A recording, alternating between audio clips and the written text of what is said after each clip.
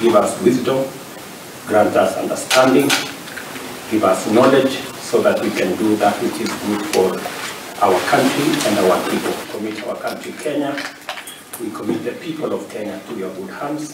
Thank you, Heavenly Father, for giving us the chance to steward the affairs of this nation. Give us wisdom, grant us understanding, give us knowledge so that we can do that which is good for our country. In Jesus' name.